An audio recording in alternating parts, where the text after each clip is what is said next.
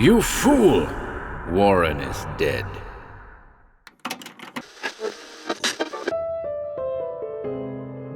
Welcome to HorrorBabble.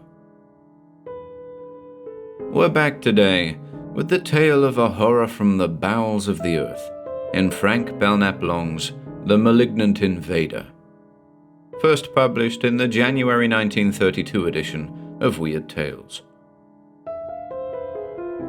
We hope you enjoy this one, folks.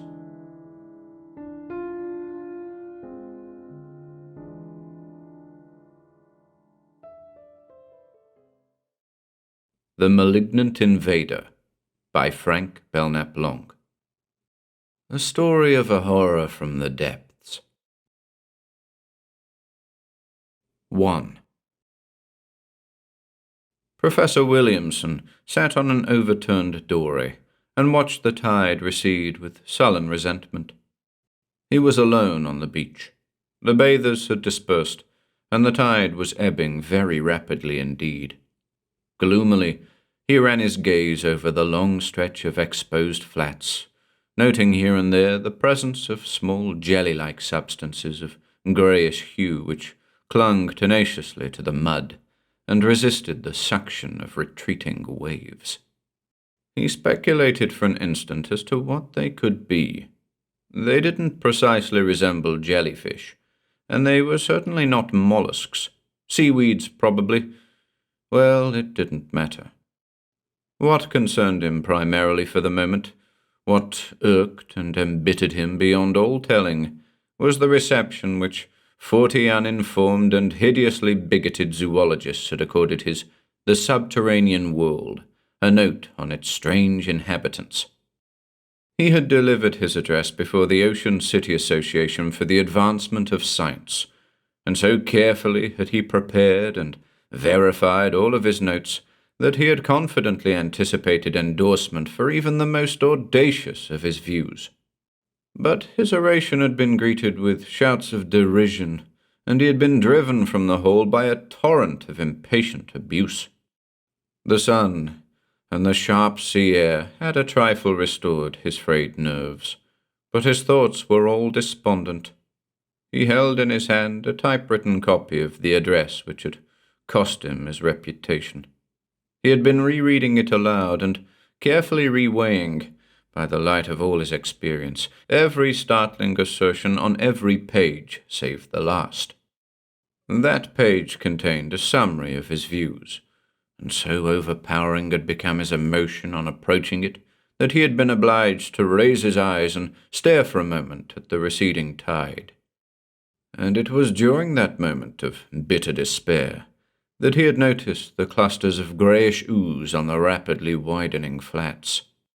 "It cannot be denied," he read, returning at last to the sheet in his hand, "that men and women have, at various times and in various places, disappeared, simply disappeared. I have cited numerous authorities in support of my contention, and I'm sure you will concede that I have made out what a jurist would call a prima facie case. It is my conviction that we are encompassed by forces of the utmost malignancy, and that we would go mad if we could see the shapes which burrow and tunnel their way through the earth beneath our feet. I believe that sentience and even intelligence can exist apart from the protoplasm which is the basis of biologic life, and that from depths of the sea and from cracks and fissures in the crustal earth there emerge from time to time forms which cannot be described or envisaged.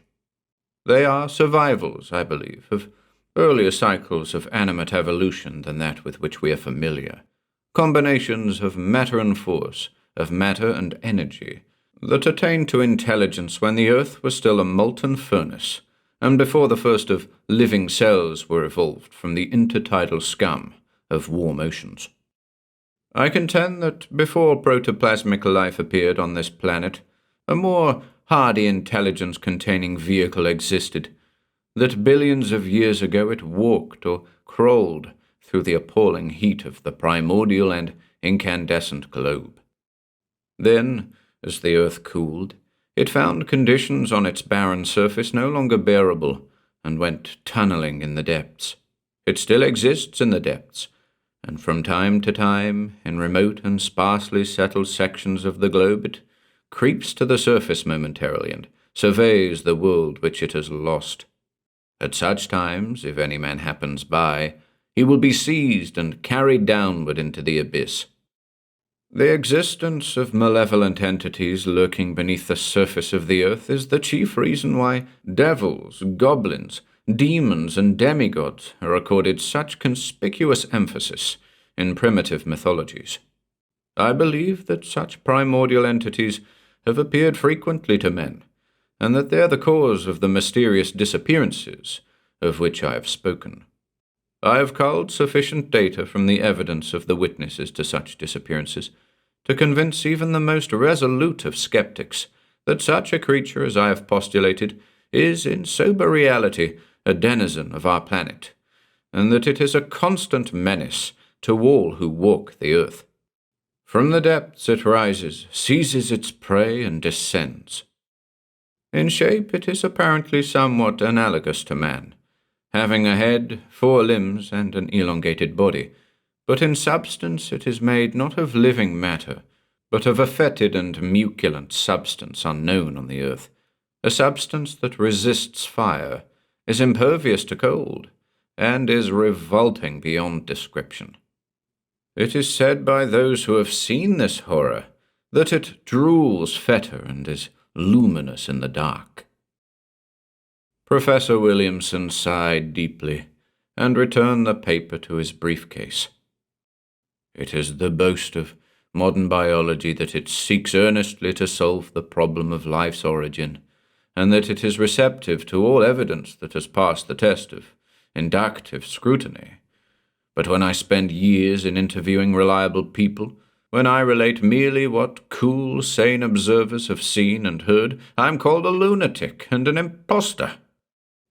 He rose angrily to his feet.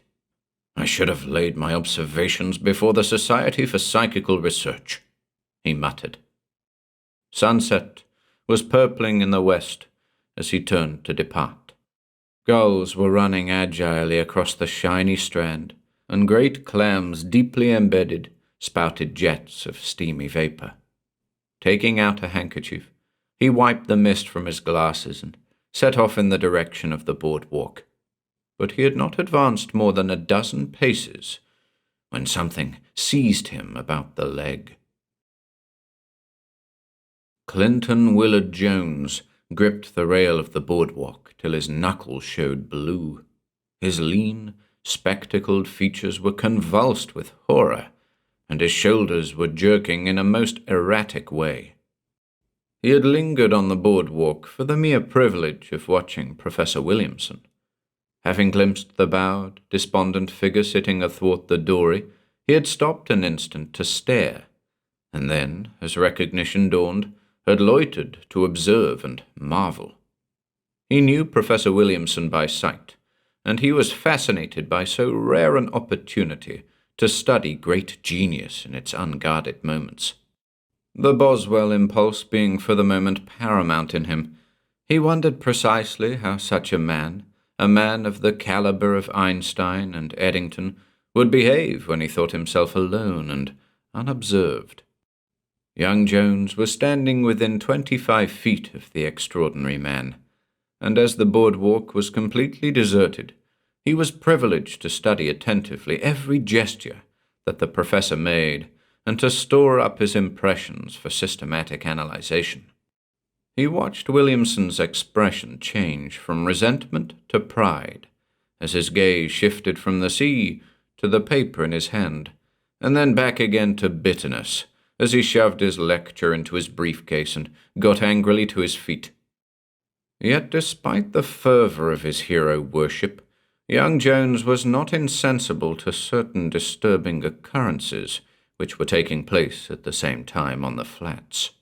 Like Professor Williamson, he had noticed the clusters of greyish ooze on the gleaming strand, and had speculated as to their origin. And like Williamson, he had at first dismissed them as of no consequence. But when the distinguished biologist arose to depart, He noticed something in connection with them that drove the colour from his cheeks and awoke in him a stupefying and overpowering revulsion. Slowly, so slowly at first that they seemed scarcely to be moving, the clusters emerged from the sand and went squirming about in the air. The spectacle of a quiescent jelly rising from the ground and lashing about with no visible support was so alien to Jones's experience that he began perceptibly to tremble. Vehemently staring, he strove to convince himself that the clusters were at least tenuously supported, that some definite linkage existed between the jelly-like masses and the soft rack beneath them. He was for an eternity convinced that nothing but empty air streamed between the sand and the jellies, but by dint of much visual straining, he at last made out that attenuated, thread-like stalks ascended from the beach to where the latter danced about in the air. It was an enheartening discovery, but it proved only momentarily reassuring, for no sooner had the linkage become visibly apparent than the shape from which the stalks grew rose into view. A face, ropey and gelatinous, with glazed, purulently gleaming eyes and slobbering, shapeless mouth emerged from the dark sands and glared at Professor Williamson with a primordial ferocity.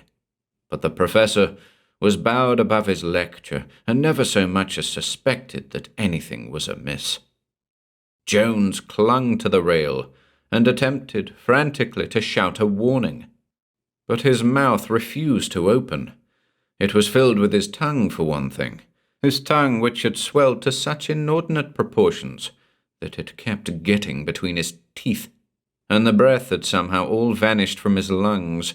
He could only stare in feverish impotence, stare and stare, as the enormous green body of the horror emerged above the sand, and two long and gelatinous tentacles shot out and seized the professor about the ankle.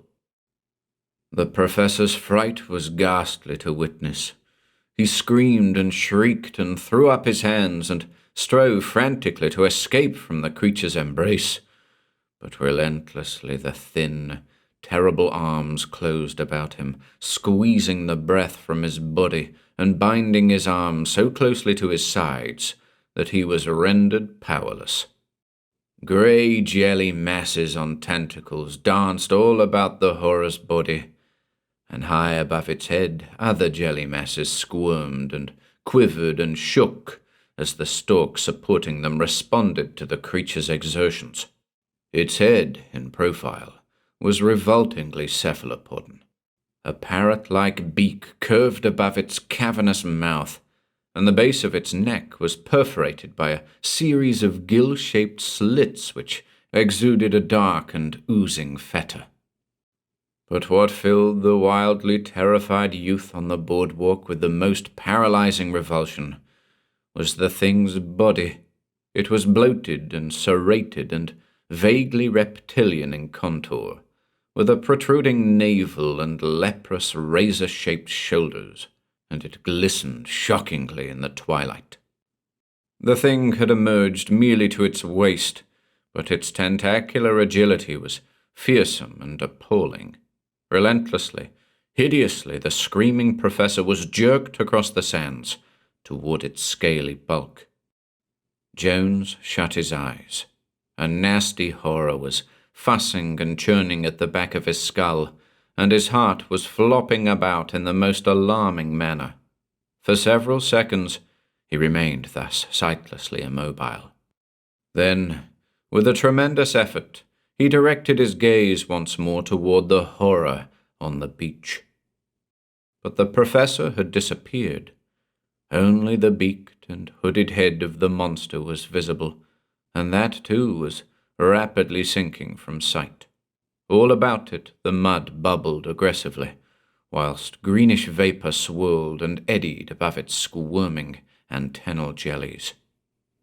In a moment, only a low depression on the glistening sands remained to mark the spot where the professor had confirmed, albeit reluctantly, the verity of his claims. Sobbing and shouting, The young man descended from the boardwalk and ran out across the beach. He advanced to the very edge of the depression, and falling upon his knees began hectically to upheave with his hands great clots of sea-drenched mire.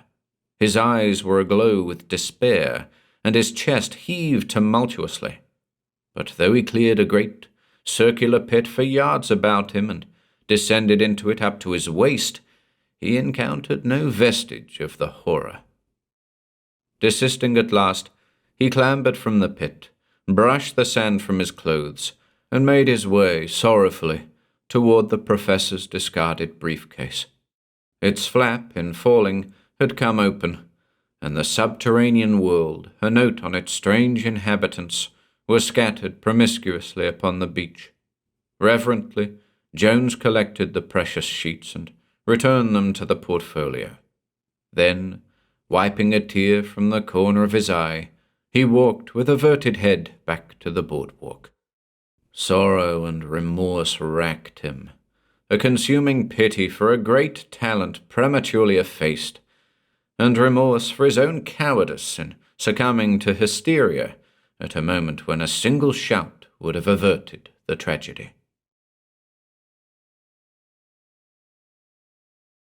Two. Clinton Willard Jones cautioned his friend severely. "It will rise in a moment," he said, "but you must stop fidgeting about. It is essential that you remain immobile until it is completely clear of the sand. I assure you that it can't reach you with its tentacles.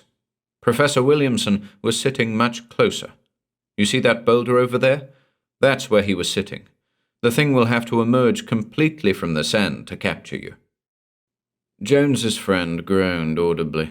He was a tall, very pale young man, a little older than Jones, with intelligent, scholarly blue eyes, an extremely resolute-looking mouth, and an expansive, prematurely furrowed forehead crowned by curly auburn hair. "I was an idiot to allow you to inveigle me into this," he muttered. "I don't credit one word of Williamson's thesis, but at the same time, I tell you I saw it. That's just it. You saw enough to convince me that there is something disturbingly strange lurking here. But I don't believe for a moment that it is a manifestation of the horror which Williamson has described. A hitherto unclassified species of cephalopod, I'd say. Some repellent survival from the Upper Silurian. From what you have told me, it is clear that the creature is disgustingly like an octopus, and won't be pleasant to encounter. It was positively inhuman of you to suggest that I serve as bait. But you're armed, you know. You can riddle it with bullets. But didn't Williamson claim that the horror was impervious to that sort of thing? But you don't believe in Williamson's claims. You're convinced that the horror is protoplasmic." Simons gazed steadily into Jones's eyes. "But you believe that it is primordial and virtually indestructible," he exclaimed. Jones winced before the reproach in the other's gaze. He turned away and began nervously to pace the beach. "I swear to you that I am not sure," he said. "If I had been wholly sure, I would not have asked you to do this thing. And I only ask it now because there is so much at stake. The safety of a world, perhaps. If the horror has emerged once, it will emerge again, and it may make depredations. And you think that by dynamiting its lair?" Jones nodded. "We can prevent it from returning to the depths from which it draws its sustenance. Freeze and destroy it, even if your bullets prove ineffective. I do not believe that it can exist for long on the Earth's crust. Williamson affirmed that when the surface of our globe cooled, it went tunneling in the depths. Apparently it cannot survive without more warmth than our temperature affords." Simons frowned. "Precisely how do you intend to proceed?" he inquired. "I shall wait beneath the boardwalk till the creature has emerged from the sand. It will advance rapidly toward you, and when it is completely clear of its lair, I will press down the lever of the dynamite control. The charge which we laid this morning is of sufficient strength to blow its sanctuary to fragments. If the horror returns to the tunnel before the explosion occurs, it may escape unharmed, but we shall at least have clogged the passage so that no other horror can ascend by the same route. It is probable that some fissure or crack has opened far down within the globe's crust, and that some old, imprisoned horror of inner earth has emerged through it. I do not believe that we can actually destroy the fissure with dynamite, but it is quite possible that we can clog its upper levels. I believe that beneath the depression in the sand, which you see there," he gestured toward the spot where the horror had risen on the previous day, "there extends an unbroken tunnel, a tunnel running down to incalculable depths and giving into a world of ghastly dimensions and unspeakable shapes, a veritable Gehenna of malign survivals from the earliest ages of the earth." 3. Simons had been sitting for 15 minutes on the stone when the monster rose into view. When he saw its vast, scaly bulk, he had a momentary impulse to rise and scream, to rise and run frantically toward the spot where his friend was standing. But by a tremendous effort of will, he conquered his agitation and waited with valiant fortitude for the horror to advance. Swiftly, the tentacles came gliding toward him over the sand. An odor, fetid and indescribable, surged from them, whilst from the revolting body to which they were attached came a hoarse gurgling sound, which gradually increased in volume until it drowned out the excited shouts of the watcher beneath the boardwalk. Soon the horror was within a foot of Simon's legs. Resolutely, holding his trepidation very firmly to him, the young man rose from the stone and levelled his revolver at the creature's head. 3 shots rang out in rapid sequence. The young man beneath the boardwalk almost bit his lips through in the intensity of his agitation. The shots had apparently pierced the hideous invader. Its great body heaved and trembled, and a purple froth gathered ghastily on its bulbous mouth. But it did not, as Jones had avidly hoped, retreat or collapse. Only for an instant was the progress of its tentacles arrested. Before Simons could so much as raise his arm to take aim again, they fastened tightly about his ankles, and he was jerked relentlessly toward the depression in the sand.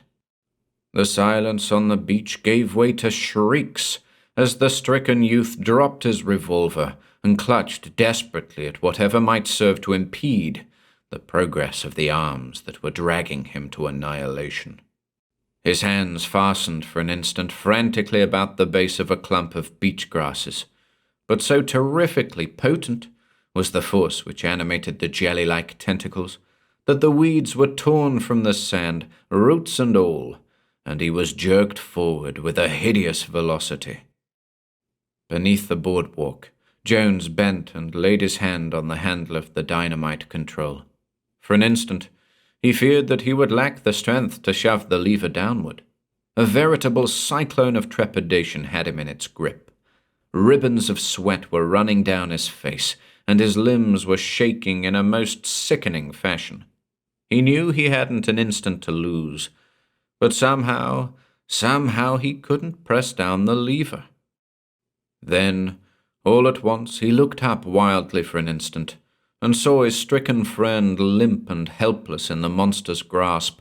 The sight so appalled him that he experienced a sudden access of turbulent, unreasoning energy, and down, with all the vigor in his lean body, he pushed the refractory lever. The explosion was thunderous. Thin, yellow flames seemed to dance for an instant in the air above the pit where the horror hovered. Then everything on the beach was wiped out in a billowy uprush of smoke and sand. Clear to the boardwalk the smoke swirled. High into the air shot a geyser of sand. Stones, too, were hurled upward, and dark fragments of less substantial shapes, amorphous and mutilated, dispersed in ascending crescents against the clear sky. With quaking knees, young Jones waited for the smoke to clear. Twice he attempted to cry out, but no sound came from his congested throat. He hoped desperately that his friend was safe, that he had been sufficiently far from the depression in the sand to escape the effects of the blast. His anxiety was soon appeased. A shout pierced the curtain of smoke, and young Simons came staggering toward him. His clothes were in tatters, and his face blackened almost beyond recognition. But his eyes glowed exultantly in their grime-rimmed orbits, and his speech, when it came, held paeans of praise. "You destroyed it," he shouted. "You blew the vile thing to fragments." He tottered to where his companion was standing, and sat down abruptly on the sand. "Nearly got me, too," he groaned. "The detonation was frightful. I thought I'd lost the top of my head. I had to feel for it." He smiled. "But I'm all right now. Will be in a moment. Just a little faint." Jones nodded. He was too overcome to be of much assistance, but he had sufficient presence of mind to withdraw from his coat pocket a small flask of brandy and hand it to the gasping man at his side. "That'll help," he murmured. "I'm glad we got it. Glad, damn glad." 15 minutes later, the two young men stood stoically on the sands and poked with a stick at a small fragment of black, putrescent jelly. "It's utterly lifeless," said Jones, "but I don't like the looks of it. See how it changes colour when I touch it? And it isn't as soft as it looks. I can indent it with the stick, but it's resistant, like putty, and hasn't anything like the flaccid fragility of such primitive protoplasmic tissue as one finds in most of the marine invertebrates. I'm actually inclined to believe that Williamson was right, and we have here something that transcends all normal experience." The tremor in his voice belied the measured detachment of his observations. All about him lay similar fragments, all that the explosion had spared of Professor Williamson's monster. An enormous mass of heaped-up debris clogged the entrance to the thing's lair, and the tide was coming in with a promise of merciful concealment for a ghastliness hideous to contemplate. Jones was working furiously with his stick to dislodge a hard object at the jelly's core. After a moment, he pried it loose and drew it across the sand till it was free of the clinging slime. Then, stooping, he picked it up and handed it to his friend. "Professor Williamson's watch," he said simply. Simons paled. "The thing has evidently this in common with us," said Jones. "It can only assimilate organic nourishment. It swallowed the watch, but retained it in an undigested state." "I wonder," murmured Simons, gazing with horror at the still unprobed fragments of jelly on the sand beside them, "if it can digest bones." Jones shuddered. "I suggest," he said with a grim finality, "that we let the tides give this uncleanliness a sea burial." "I still believe," said Simons, as they walked slowly back to the boardwalk, "that the creature was a cephalopod. Its arms were sheathed and hooked, and it had the beaked head and tentacular agility of a true octopus, and its body was relatively compact and sack-like, another characteristic of the octopoda. It was more lean and angular and loathsome, I concede, than any known member of the genus, but I don't believe we need create a new classification for it. I propose we call it Octopus williamsoni." "And I propose," said Jones solemnly, "that we never breathe a word of what we saw here today. I do not intend to mutilate the minds of children by introducing to the world a horror more authentic and ghastly than the grimmest of fictional ogres. It is conceivable that Williamson would have wanted the facts made known, but Williamson was a colossal egoist intent only on self-vindication, and he had no scruples about inflicting his theories on people too delicately sensitive to bear them with equanimity. He had the scientist's ruthless disregard for the awful consequences that occasionally attend such premature revelations of revolting truths. I know that deep beneath the earth's crust there lurks a tangible and malign entity endowed with a hideous intelligence, and that science will eventually awake to the menace which its presence there implies.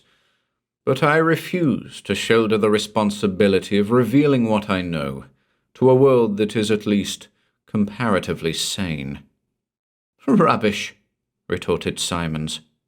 "It is a pity," he muttered, after a moment, "that we didn't secure a photograph of the thing.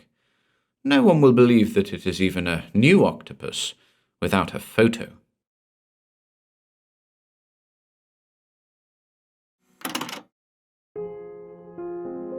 If you enjoyed listening today, be sure to subscribe to the channel by hitting the red subscribe button below. After doing so, click the bell icon next to the subscribe button to receive new content notifications.